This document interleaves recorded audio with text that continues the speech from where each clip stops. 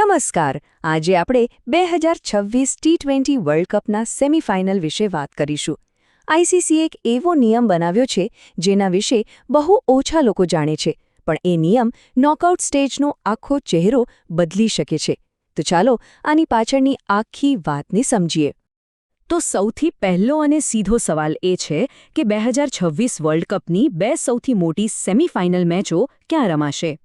સામાન્ય રીતે તો આ બધું ટુર્નામેન્ટ શરૂ થાય એ પહેલાં જ નક્કી હોય છે, પણ આ વખતે જવાબ એટલો સહેલો નથી.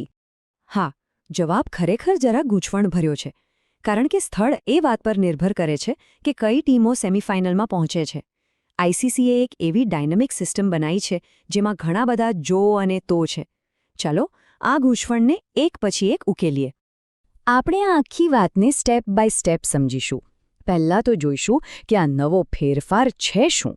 પછી પાકિસ્તાન, શ્રીલંકા અને ભારત માટે શું ખાસ નિયમો છે એ જાણીશું, અને જો આમાંથી કોઈ ખાસ શરત લાગુ ન પડે તો પછી ડિફોલ્ટ પ્લાન શું છે, અને સૌથી અગત્યનું, આઈસીસીએ આવા ફેરફારો કર્યા જ કેમ. તો આ જે સૌથી મોટો બદલાવ છે એ છે ફ્લોટિંગ સેમીફાઇનલ્સ. મતલબ કે હવે સેમીફાઇનલના સ્થળો ફિક્સ નથી.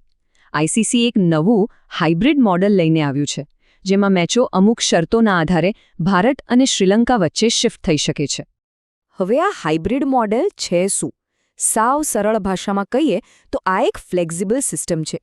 કઈ ટીમ સેમીફાઇનલમાં પહોંચી છે એના આધારે આઈસીસી નક્કી કરશે કે મેચ ક્યાં રમાડવી. આનાથી એમને લોજિસ્ટિક્સ મેનેજ કરવામાં ઘણી સરળતા રહે છે. ચાલો હવે વાત કરીએ પહેલા અને સૌથી અગત્યના નિયમની. આ નિયમ પાકિસ્તાન સાથે જોડાયેલો છે અને આ આખી સિસ્ટમનો આધારસ્તંભ છે. આમાં કોઈ કન્ફ્યુઝન નથી, એકદમ સ્પષ્ટ છે. જુઓ, નિયમ એકદમ સાફ છે. જો પાકિસ્તાનની ટીમ સેમીફાઇનલમાં પહોંચે છે તો એમની મેચ શ્રીલંકાના કોલંબોમાં આવેલા આર પ્રેમદાસા સ્ટેડિયમમાં જ રમાશે, કોઈ પણ સંજોગોમાં. બસ વાત પૂરી. એટલે આ પાકિસ્તાનવાળો નિયમ સૌથી પહેલો ડોમિનો છે. એકવાર એ લાગુ પડ્યો એટલે બાકીના બધા સમીકરણો એના આધારે જ નક્કી થશે. જો પાકિસ્તાન ક્વોલિફાય થાય તો એક સેમીફાઇનલનું સ્થળ તો આપોઆપ લોક થઈ જાય છે. પાકિસ્તાનની વાત તો થઈ ગઈ. હવે વારો છે શ્રીલંકાનો, જે આ ટુર્નામેન્ટના સહયજમાન છે. નવા નિયમોએ એમના માટે પણ એક ખૂબ જ રસપ્રદ શક્યતા ઊભી કરી છે. અહીંયા બીજો નિયમ આવે છે.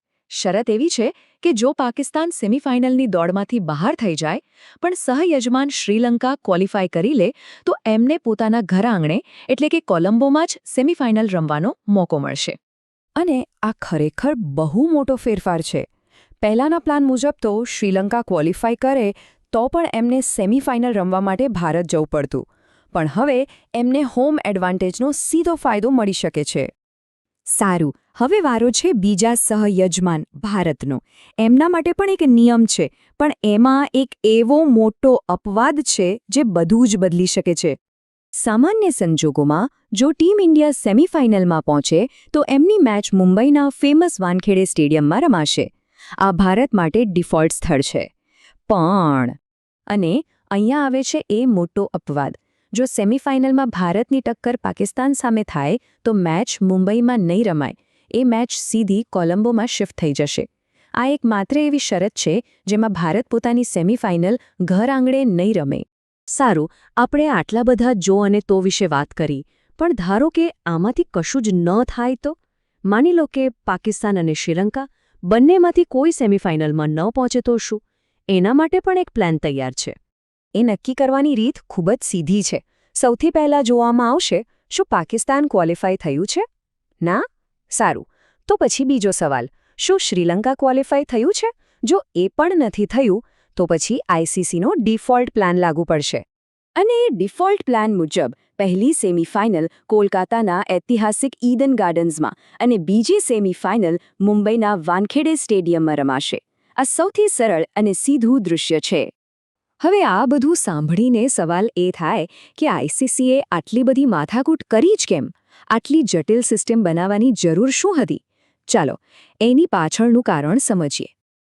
એની પાછળ મુખ્યત્વે 4 કારણો છે. એક તો સહયજમાન શ્રીલંકાને પોતાના ઘર આંગણે રમવાનો ફાયદો આપવો. બીજું અને કદાચ સૌથી મોટું કારણ, ભારત પાકિસ્તાન જેવી હાઈ પ્રોફાઇલ મેચની લોજિસ્ટિક્સ અને સિક્યોરિટીની ચિંતાઓનું સંચાલન કરવું. ત્રીજું, આનાથી ટુર્નામેન્ટમાં વધુ ફ્લેક્સિબિલિટી આવે છે અને છેલ્લે શેડ્યુલને વધુ રોમાંચક પણ બનાવી શકાય છે. તો આ હતી આ નવા નિયમોની આખી માયાજાળ. હવે વિચારવા જેવી વાત એ છે કે આ બધા સંભવિત સમીકરણોમાંથી એવી કઈ સેમીફાઇનલ મેચ હશે જે ક્રિકેટ ચાહકો માટે સૌથી વધુ રોમાંચક અને યાદગાર વાતાવરણ બનાવશે? એ તો સમય જ બતાવશે.